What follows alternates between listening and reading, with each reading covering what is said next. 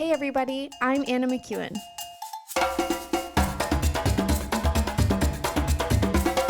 And now for Bob Switzer with the epic narrative. Oh my goodness. The stuff that goes on. I know I've told you guys before just how crazy it is in my computer world, just because how nervous I get every time that I'm I'm on here. And sure enough, like I got on again and things are missing. Files are gone. I don't know where they are. Praise the Lord. I checked the main drive where I also copy them all and they're all there. So that part's good. But I just, I don't change anything. I don't touch it. And then like, it's just weird to open it up and like, I suddenly only have 14 episodes recorded. And I know I'm on episode 32. So I don't know. And Bob's over here laughing because I literally have 5 pages of notes for today's episode.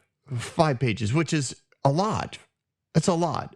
And he's laughing because he thinks I'm going to be done in the norm. I think I'm going to be done. Sorry. I know we're both the same guy, but I think I'm going to be done in a normal amount of time. And he's like, no way. I've seen you go, an hour on two pages of notes, and now you got 5 pages. But we'll move along quickly. It's just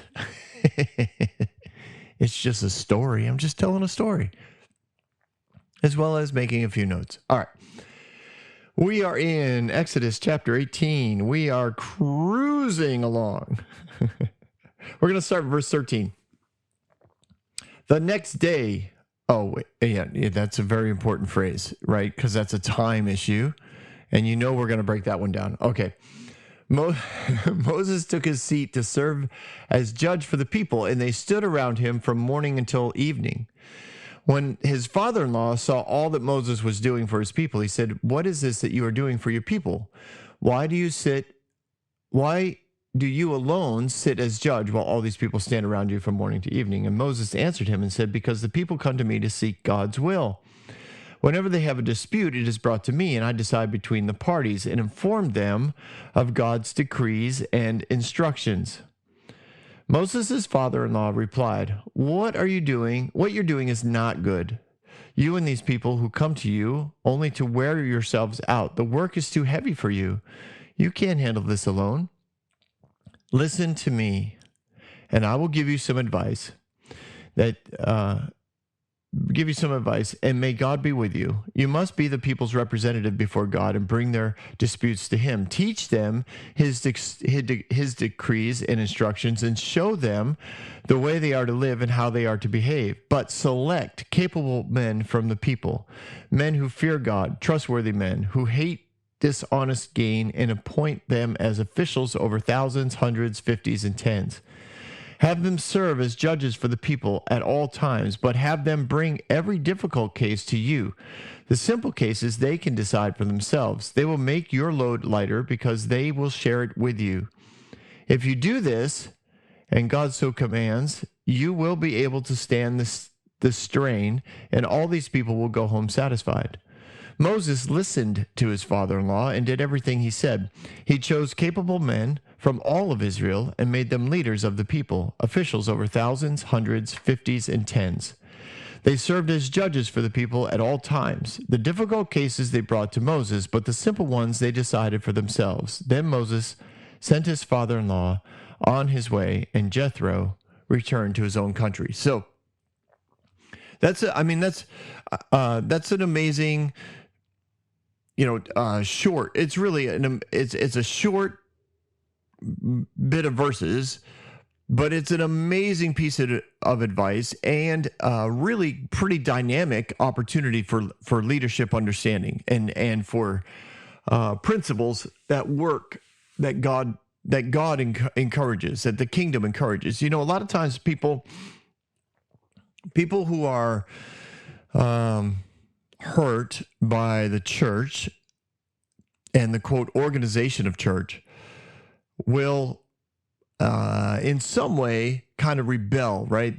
Whether they leave the church or not, but they talk about like they're not for the organization. And at some level, it's like, well,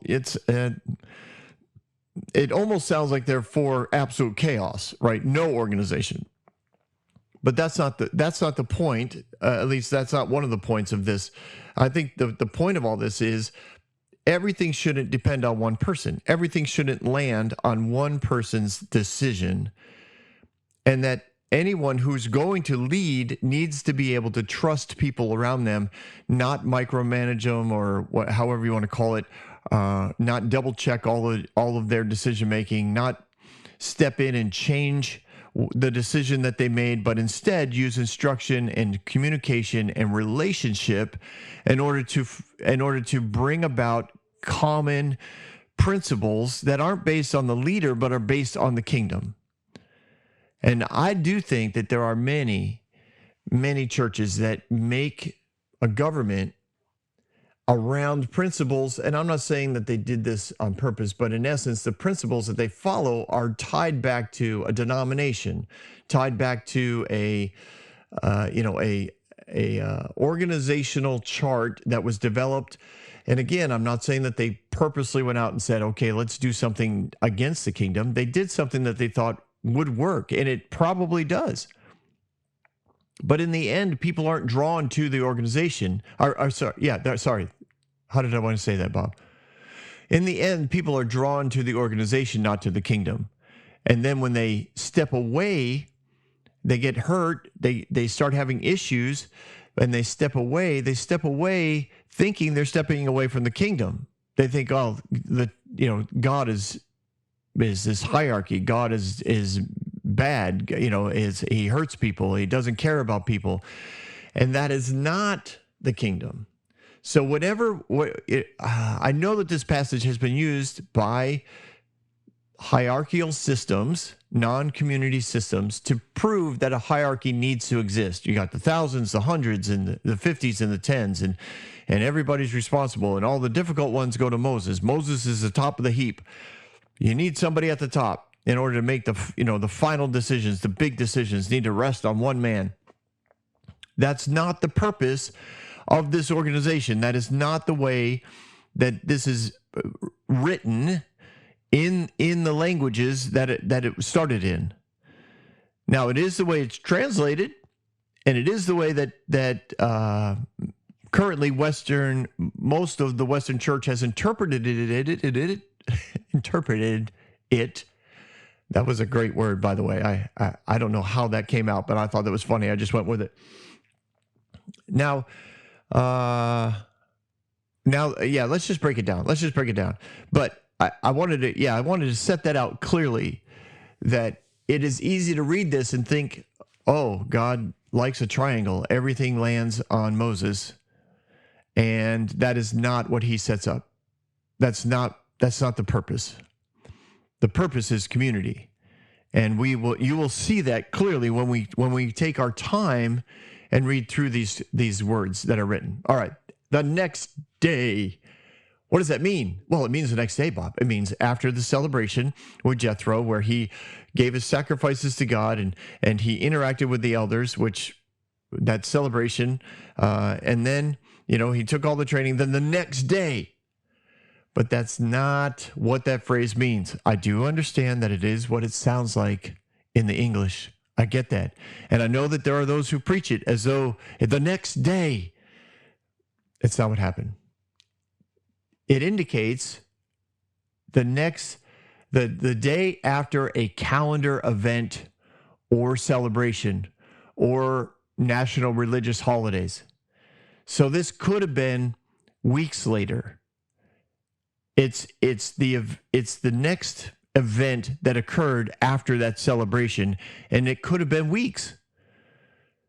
Jethro was living and moving with Moses. He was interacting with life the way Moses interacts with life. He was observing the people. He was seeing the progress that they have made coming out of slavery, the cultural shift that was going on a mass scale, as people who were slaves and enslaved for years are now able to walk free, and they're concept of life is changing. I mean, one of the main concepts of a slave is, right, just give me enough to get by. And one of the main concepts of the kingdom is generosity. So you have a king that wants to be generous, and you have a people who are just wanting to get by. It's honestly, it's difficult. It's difficult for a slave to receive generosity because they immediately think, I don't need all this. I don't need all this. Let me give it away. Now here's the thing, right? It gets twisted because generosity is, I can give this away. I can give it away. And you can. But if you're giving it away from a slave mentality, it's different than when you're giving it away from a generous mentality. And that's where the enemy comes in and steals, because he's always out to kill, steal, and destroy. He steals the principle of the kingdom and he runs it into his kingdom. He takes the concept of generosity and he steals that concept with, you don't need all this. You don't need all this. And I if you know me, I love my mom. My mom grew up, in a depression with 18 siblings and, step real and adopted. It was a crazy time in life for her.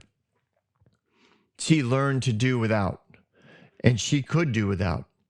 And there were times that she would just give stuff away in our house. She would just give it away because she didn't need it. It was difficult for her to have abundance. And she, my dad was somebody who didn't, he grew up with just his brother and his mom and dad. And although they were conservative and they didn't live extravagantly, he grew up in a with the principle that you provide all you possibly can for your spouse.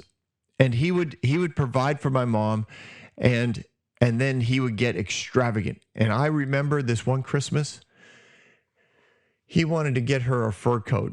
It was an extravagant gift. He wanted to get her one. Well, she did not want this fur coat. She did not want it. And she told him, do not get me a fur coat. But my dad wanted her to have a fur coat because he was not, a wealthy man. He was a hardworking man. He was a blue collar worker. He painted lines in parking lots. And I mean, it was hard labor, slinging 5-gallon buckets of paint and moving the machines and loading the truck and unloading the truck and driving to the job. He was self-employed. He worked hard, and he wanted his wife to look amazing. He just adored her, and she is a beautiful woman at this recording, even in her past 70s, past 80s, past 70s, she's a beautiful woman. So he wanted her to have this fur coat, and she did not want this fur coat. And he had convinced her to try on these fur coats, and she did, and she found one she liked, but she was like, do not get me that fur coat. Do not get me that fur coat. Well, and I know my dad bought the fur coat, and he waited to the end because he passed out the presents to me and my sister, and we'd go around, and then he handed my mom this box, and she looked at him with those eyes that said, this better not be what I think it is. And my dad had that grimace, not that grimace, that twinkle in his eye, like, I did it anyways. Oh man, it was quite the thing. It really was quite the thing. I remember I was equally confused and scared. Like, I knew that they were mad at each other, but I couldn't figure out why. Like, it's a fur coat, and it was pretty, and it wasn't full length or anything. It was a modest fur coat. It wasn't fox or mink. It was whatever. It was something other than that. But I think ultimately she wore it. I think she might have wore it 10 times in her life. In her life, she wore it. And then it hung in the closet. It just hung there and hung there and hung there. And we ended up with it. And then it was stolen during an open house. One of the houses we were selling, we had it hanging in a closet. We had a lot of things had already been packed up. And there was just a few things in the side closet that was literally in a public hallway. Like we just didn't think about it. And yeah, we came back after the open house on that weekend and it was gone. And there's not much you could do because we didn't have any sort of security or even like a doorbell security or whatever. It just gone. But it was quite the story. Oh, and Bob's like, and we're 15 minutes in and you haven't got past the first phrase of the story. I know, but I'm telling stories. Okay. Oh, man. This is bad. Oh, man. Where was I? Oh, because one of the slave mentalities is that it's hard. You can do without. And that was why sometimes my mom would just give stuff away. She had trouble sometimes looking at her things, all the things that the Lord had provided that in essence, my dad had paid for. And she knew what her sisters and brothers were going through. And she was like, I can't. And she'd give it away. My dad would come home and things would be missing. Where's the crock pot? Oh, I gave that away. Where's the stereo? That was another one. Where's the stereo back in the day, right? Consoles, three or four consoles, the cassette, the 8-track, the record, the speakers. Nope, all gone. Where's the stereo? Oh, I gave it away. We don't need it. We hardly ever listen to it. Well, we ended up having to get it. We got another one instead, right? It's just, oh, glory. I had a great life. I loved my childhood. So Jethro's living amongst these people. He's walking out with them, their progress. He's listening to their stories. He's also drawing all he can from Moses, as much training as possible regarding Yahweh.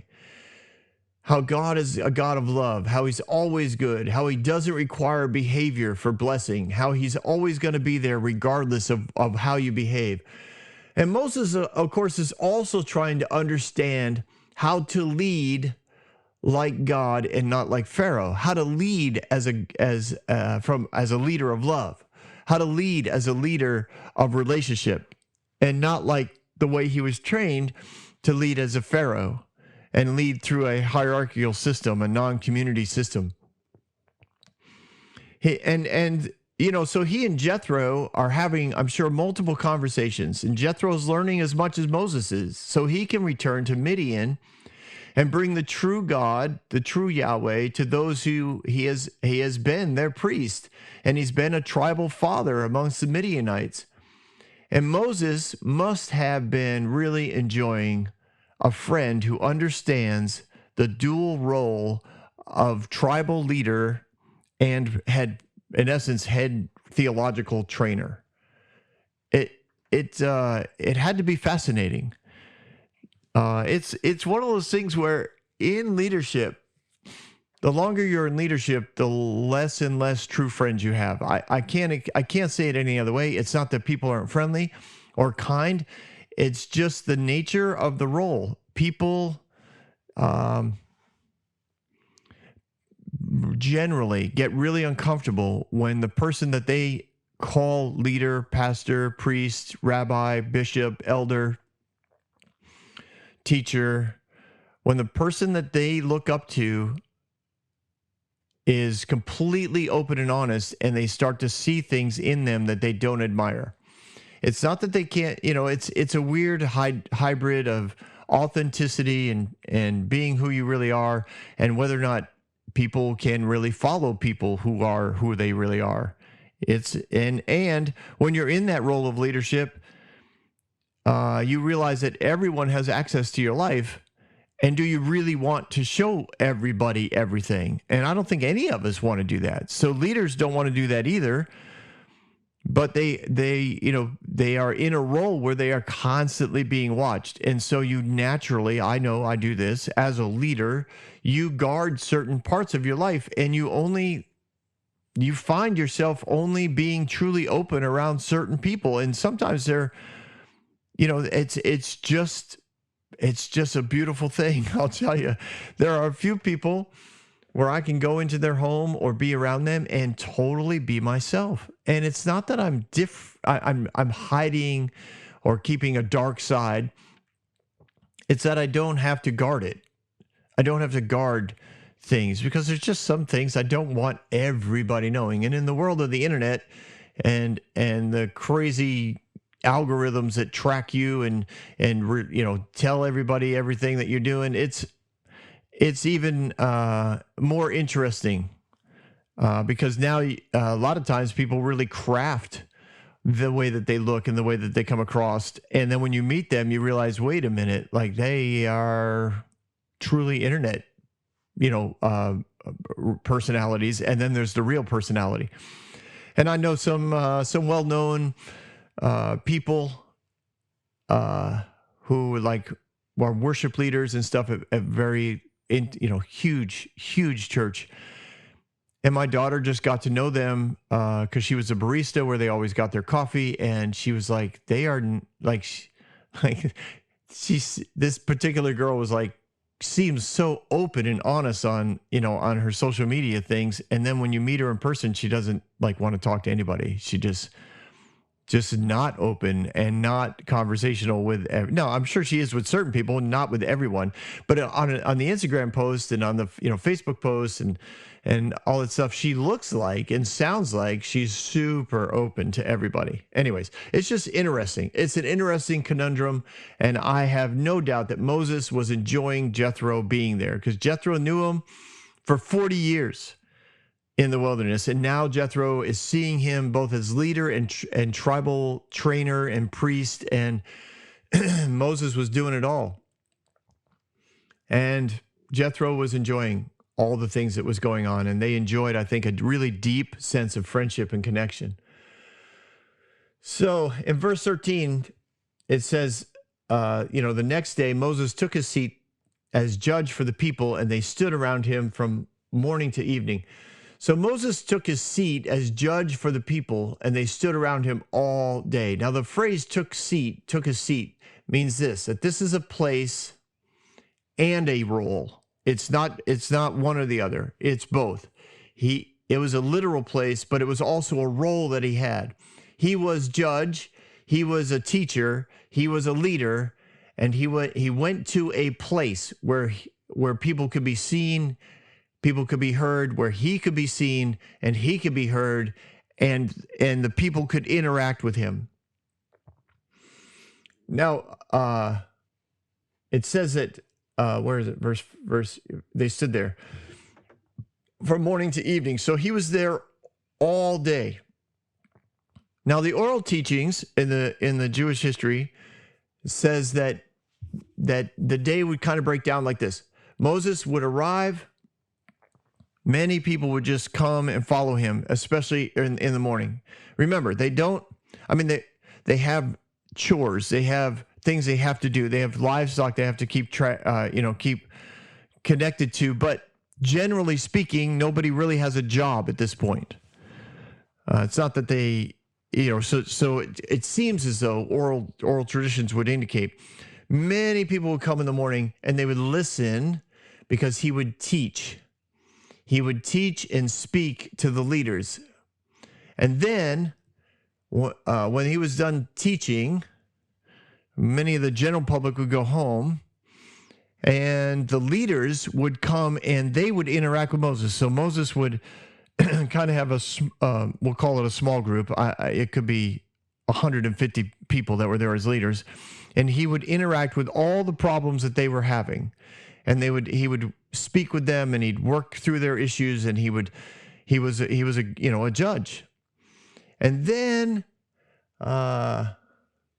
after all of that was taken care of, then general public would get a chance to bring their cases to Moses. And they would stand around out of honor or in honor of Moses and all the leaders. So the general public would just stand. And they would stand all day from morning to night. And Moses would judge and interact with the leadership. And then also he's also trying to help them understand how to lead out of a kingdom principle. And he's trying to figure it out as well. And they had more questions because they're used to and have been trained that in a role as leader, like they had to be in the bottom line. They had to play politics. They had to they had to interact with Moses in a way differently, right, than what they were trained to do. They didn't need Moses to like them in order to gain favor. They just needed to be a community, and this was hard work, and it takes a long time. If you've ever had a relational leadership role, you spend a lot of time talking. This is why, I know for me, a lot of pastors that I interacted with and been a part of in their churches, they are not relational leadership because they don't want meetings. I literally, from the pulpit, I've heard preachers and pastors that I've worked with say things like their best day in the office is when no one else comes in. They don't want to talk to people. It's bizarre to me, but that's, they're quote, the executive pastor, and yet they don't want to shepherd anybody, right? It's bizarre. It's bizarre to me, but Moses is trying to teach the leadership how to be leaders in this new principle. And Jethro is watching all of this. And in verse 14, he's basically confused. He says, what is this you're doing for the people? Why do you sit alone and judge while all these people stand around you from morning to evening? He's confused by how inefficient this form of government is.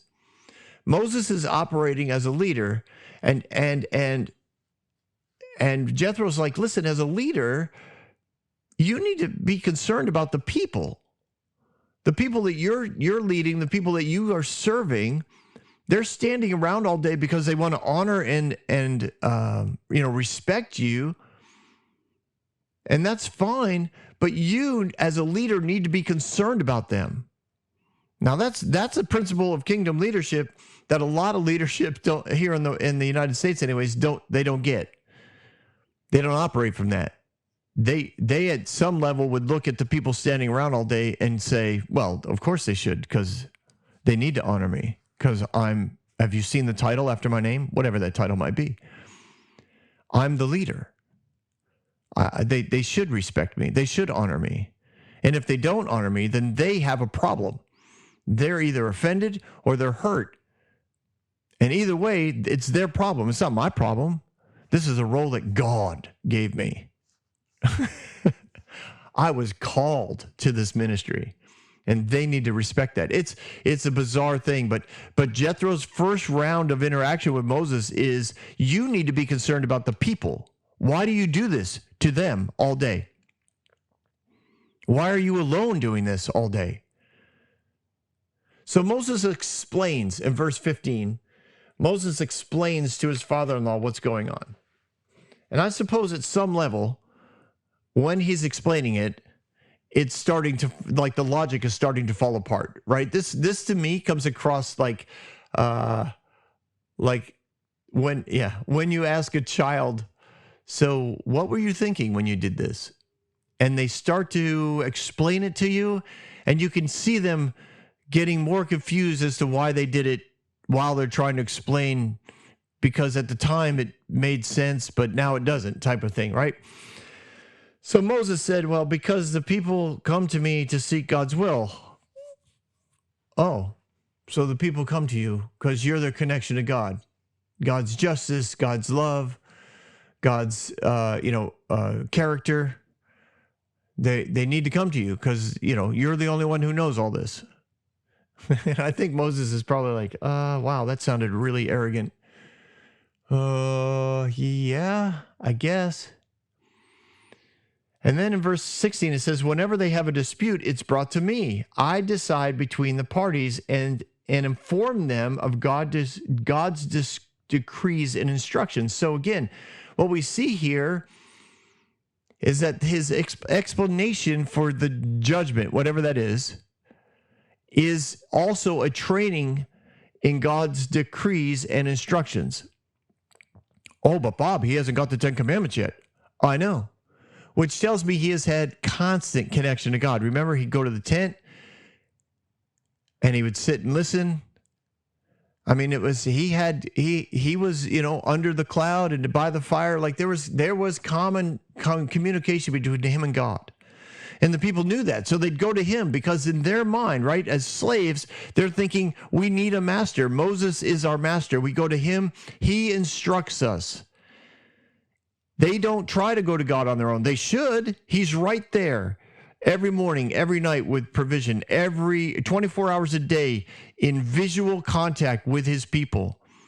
Anytime they wanted to, they should understand just by the example around them that they can talk to God. But they go to Moses. And Moses goes to God. And then he tries to explain to them what God is saying and why he's saying it and who God is and how they should interact with him. And when it says I decide between the parties, the essence of that means that if only one of the two parties or one group showed up and the other group didn't, Moses would then go find the other people or have the other people found and brought in. So not only was it a conversation, but sometimes we would call it like it would turn into a trial. Like they would be like, well, I need to speak to them. And they would go get them and bring them. So he would hear all sides of the story, which again is another awesome principle of the kingdom where everything is heard. Everyone is heard from.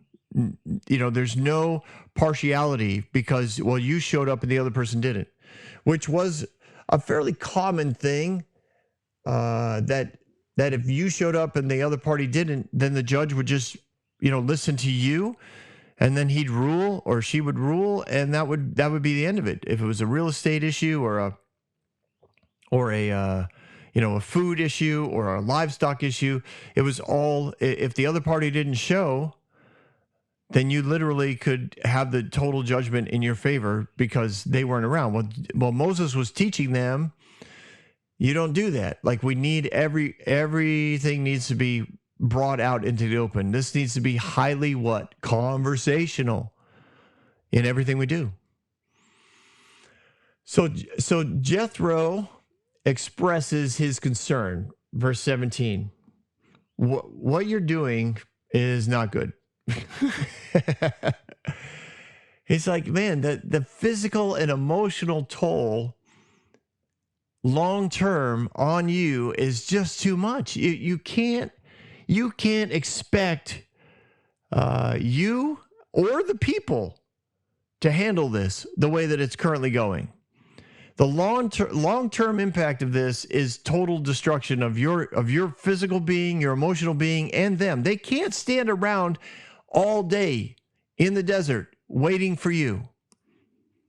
And then you add in travel days and more complications. I mean, this is really bad. And so, I probably do that more now, the older I am.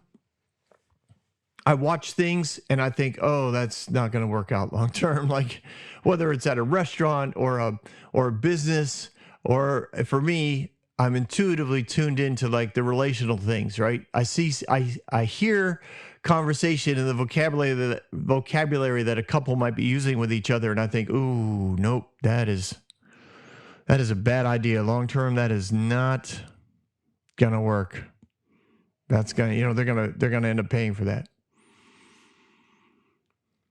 So he throws this out. He's like, listen to me, I'll give you some advice, and may God be with you.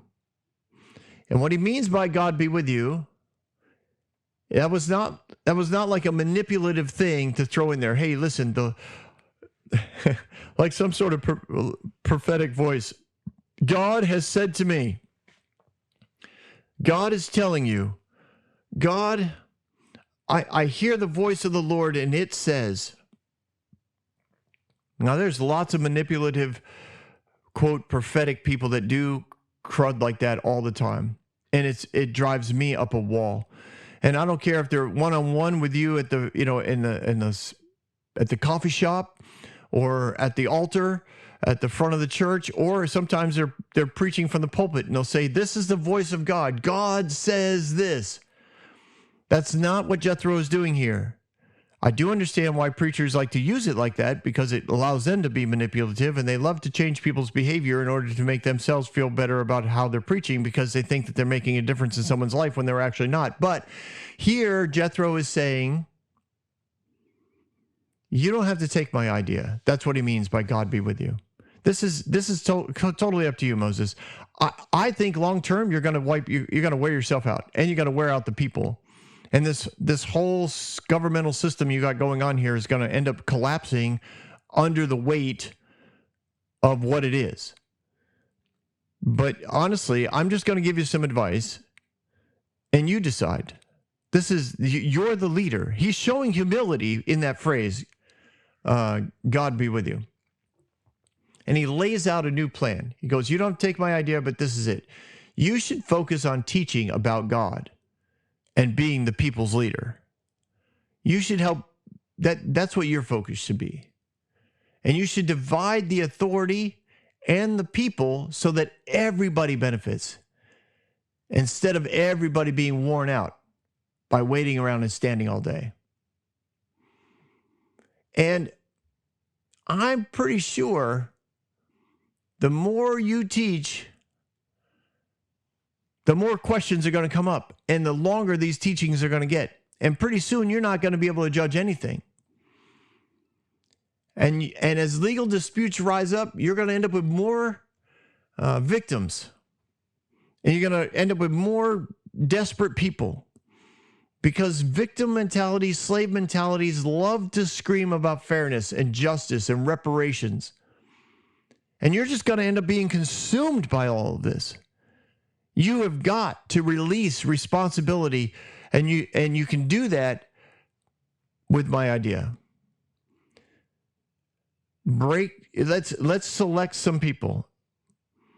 You must be the people's representative before God and bring their disputes to him. Teach them his decree and instructions and show them the way they are to live and how they are to behave. But select capable men from all the people. And then he lays out the qualifications. Men who fear God, trustworthy men who hate dishonest gain, appoint them as officials over thousands, hundreds, fifties, and tens. Have them serve as judges for the people at all times, but have them bring every difficult case to you. The simple cases they can decide for themselves. That will make your load lighter because they will share it with you. And if you do this, God so commands, you will be able to stand the strain, and all these people will go home satisfied. He's like, listen, let's just find some really good people. And this is Jethro's idea. This is why he's saying you can decide, but this is my idea. I would come up with 4 basic qualities and 4 levels of help. People who have all 4 of these qualities will get thousands. People who get 3 of these qualities will get hundreds. People who only have a couple of these qualities will get 50s, and people who only have one of the main qualities would oversee 10s.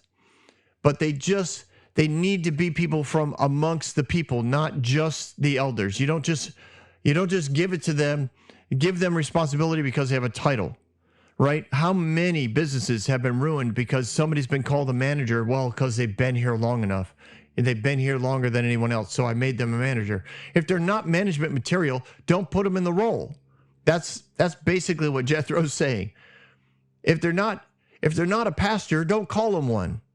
Ooh, Bob, that hurt. Well, it's true.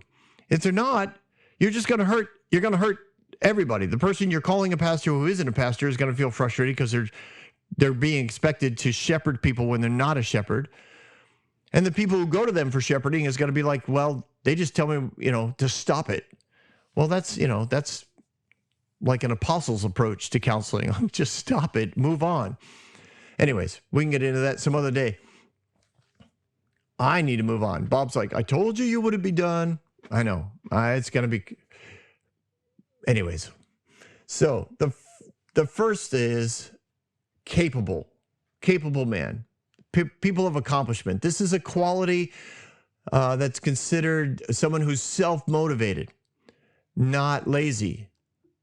Someone who can resist the pressure of easy gain by ruling without any basic investigation, without having heard from both sides. Somebody who wants the honor of being judged, but doesn't want to do any work to figure out who actually should, be judged for or against. They just want the title. And we've all met people like that, right? That are not self-motivated, that are not men of accomplishment. And that word men is the generic term for human. They're just not a human who can accomplish things. but they'll hang out long enough. In essence, they'll collect the paycheck and do nothing. That's not that these positions that Jethro is talking about are paid positions, but I'm just saying we would recognize that as somebody who, shows up at work and doesn't do anything. I met a guy like that. He literally got hired because of his race. He knew that. The company was, had to conform to a certain regulation of a certain ethnicity balance, and he got hired because of his race. And I asked him what he did all day, and he went to the company gym. He played basketball all morning from like 8 to noon. He'd go out to lunch at the cafeteria, which was provided for by the company. And then, during the afternoon, he'd take a shower, he'd go to the spa, and like he literally didn't work, but he had to be there. That's not the type of quality you want. So you want somebody who's going to work. He could have worked. He could have found things to do, but he knew he didn't have to because they had to keep him on staff. These are the people over 50 would not only be capable, but also God-fearing. So these are people who value God and his kingdom and won't be swayed by threats, won't be swayed by flattery, won't be swayed by bribes. That quality, along with somebody who's self-motivated, is going to be over even more people. Again, this is highly organized, but it's highly relational. You don't know these qualities of people unless you know these people. These are not a list of things that you would see necessarily like on a bullet points of education, experience, family line, titles of your father and grandfather. Like, no, these are relational qualifications. People who understand how to interact with people, who aren't threatened by conflict, who don't get nervous around people who are angry, people who don't get flattered by people who flatter them, people who look at a wealthy person and don't try to think, how can I get me some of that? And we've always met, not always, many of us have met people like that are in leadership, that shouldn't be there because they are flattered. And they do give into bribery, emotional bribery, physical bribery, monetary bribery. They're just, once you figure out what they're willing to do and do it for, and if you can provide that, then that's what you do to get what you want out of them. You don't want people like that being judged. And Moses was looking for those type of people to be over 50s. And then the people over hundreds not only are God-fearing and capable, but they hate dishonest gain. In other words, they despise money in that they despise the idea of gaining money through favor in judgment. Now, that's another form of bribery. But many times this was one of those things where a judge would rule in favor of the wealthiest person or the one with a business that they were most interested in getting, shall we say, invested in. And they would rule or cause regulations to be written in such a way that it would be in favor of the one that they want to be, we'll call it, in bed with. It's another form of bribery. But the people that, they rule in favor of understand, hey, listen, I'm writing this regulation, but after this, let's have a conversation. This opens that door, right? If someone is like this, they open the door to, we'll call it ill-gotten gains. It's improperly gotten money because they took advantage of information that was available to them as judge. They took advantage of a connection that was available to them because they had a decision to make that if made one way was probably, just and righteous, but if they made it the other way, it would give them an opportunity to get rich. And there's many a politician we can go through, where they show up in DC having, we'll call it, let's say $500,000 or $500,000 in value, right, between their houses and cars and et cetera. And then 4 years later, they leave DC and they're multimillionaires. Like they're now worth $97 million. And you think, how did that happen? Well, ill-gotten gain. It's a form of favor and judgment in order to bribe and obtain self-value or value for yourself. And so you want people in judgment, in places of judgment, who despise that despise or hate dishonest gain. And they're going to be over hundreds of people. And then people over thousands are people who have all three of those qualities: capable, God-fearing, hate dishonest gain. Plus, they have an understanding of God through Moses' teaching.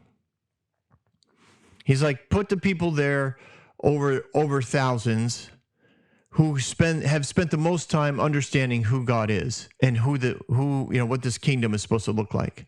People who have spent the most time with you. So he's like, the people that relationally, Moses, you know best, and that you believe understand God better than most. Put them in charge of the most. Moses is not supposed to stop teaching. I mean, he said that, right? He's like, in verse 19, you must be the people's representative before God and bring them disputes to him.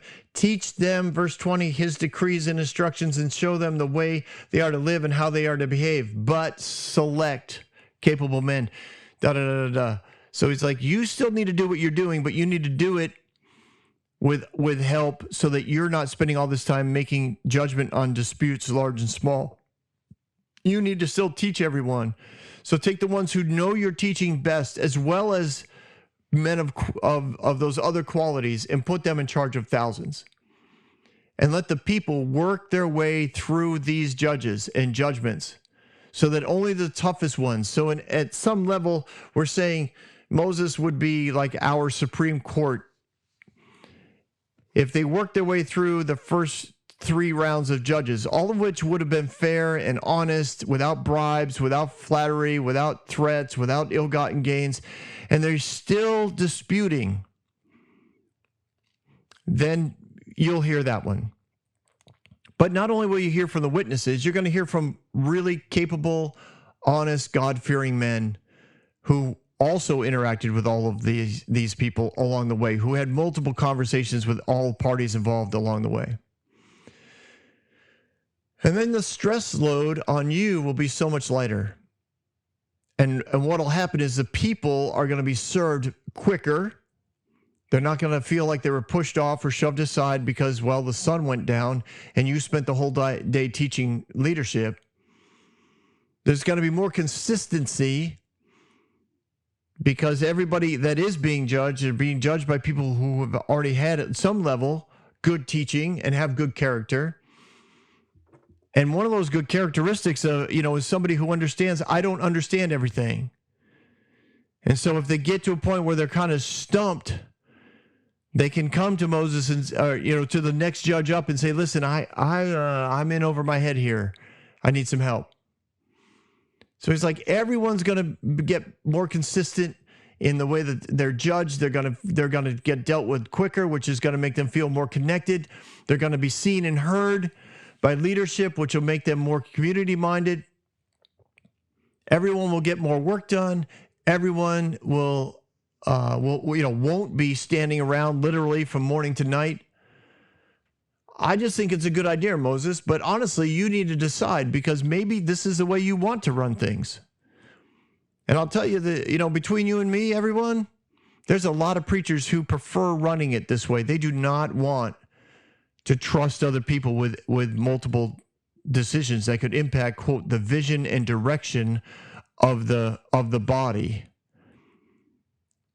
They don't want to give that kind of authority over. They want to hear everything, and you can deliver information directly from the top, but you cannot make a decision on your own. And there's many, many ministries and churches that run that way. But Moses took the advice of Jethro, and he started to share authority, and he started to take the risk, and he started to relationally discern leaders from the people, all the people. And it probably took 9 to 10 months before it was finished. Because verse 27, then Moses sent his father-in-law on his way, and Jethro returned to his own country. Most oral traditions say that was a year after Jethro arrived. He went home. Because I think Jethro, along with Moses, and again, this comes from their friendship and their relationship, they did, shall we say, the relational development of all of these judges. They spent time with a new plan and helped people understand, we're not putting you in a role of power, we're putting you in a role of authority. Now, most people think one is equal to the other, and it's not. People in power come from a mindset of, I'm stronger than you are. I'm more powerful than you are. Therefore, I make the rules. But people in authority come in and say, I just happen to have a role in the life of the family and in this community where I have to make a decision, and it's a heavy decision. Like every decision impacts everybody. And they understand that authority impacts people. And they work that role. They work that role from a position of humility. And it takes a while to find people for places like that. So a year later, Jethro goes back. He's now ready to spread the teaching of Yahweh to the Midianites. He's there to lead as a tribal leader and theological leader. But I have no doubt that this was a very sad day for Moses. And as seen here, he calls him his father-in-law. There's family here. He doesn't take it, send him home like a lesser person. He sends him home as family. And I'm sure it was a sad day for Jethro because, like I said, friends in leadership are hard to find. And I think Jethro and Moses, not only was there a father-in-law, son-in-law family in this, I think that there was true friendship between the two men. Even though they were multiple years apart as far as age, they both had such similar roles. And what Moses was doing was so new and so dynamic and so different than the culture of the world. And Jethro understood that and was excited by it. And the two of them, I think, they just really had a camaraderie that was hard to find. And I really hope that for you, regardless of who you are, in any role that you have friends like Jethro and Moses. That if you have a father-in-law, he's somebody who you could do this with, somebody who you could partner with, somebody who you could take advice from and not feel attacked or belittled. And if you don't, just know that God understands that. And in the kingdom, the relational government is one of humility, humbleness and honor, one of encouragement and hope that's centered around a king that is love and joy and peace. And we're going to end there for this week on the Epic Narrative. I hope to see you again soon.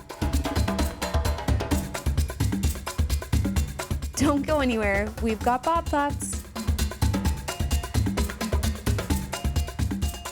Well, good morning, and happy to have done that. I'm talking a little soft because the people I'm watching are sleeping. So anyways, hope you enjoyed the 32nd episode of the Epic Narrative. Just a reminder, we are listener supported.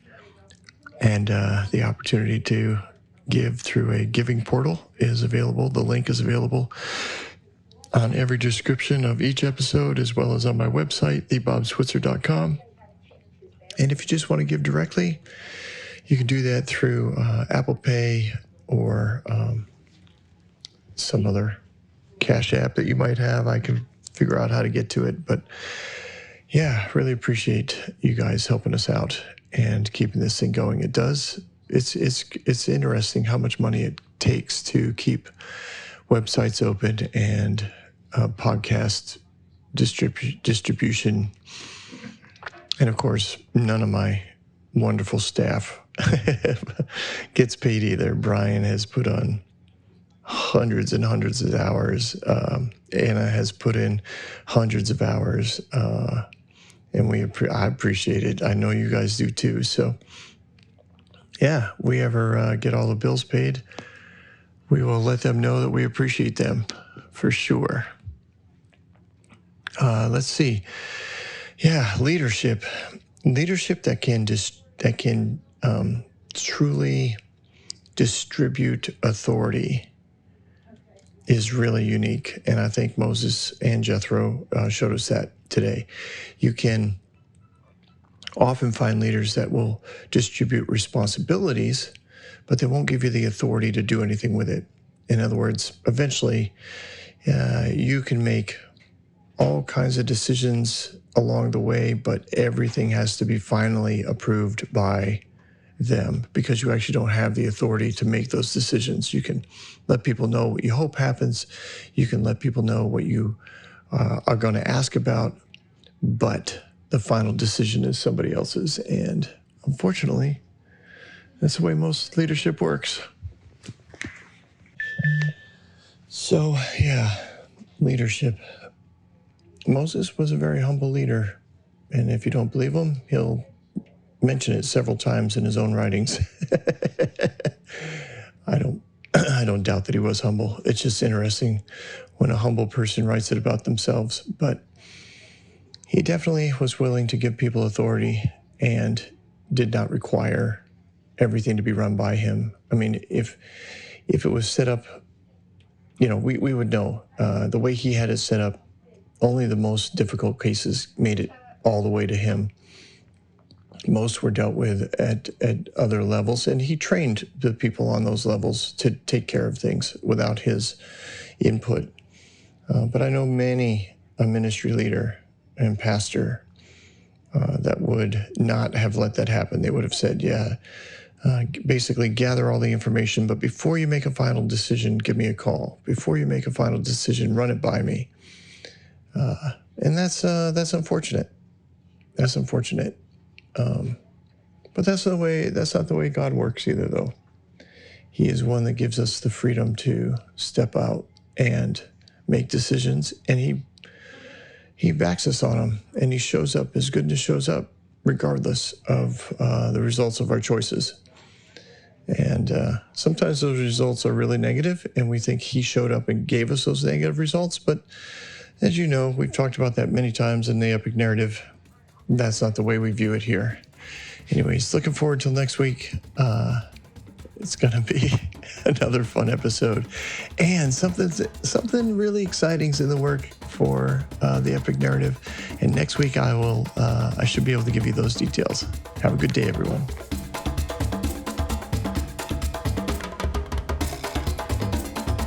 Hey everyone, thanks for listening. If you like what you heard, you can subscribe to this podcast on any platform you use. You can also reach out to Bob for questions or booking at thebobswitzer.com or email him at thebobswitzer@gmail.com. See you next week, guys.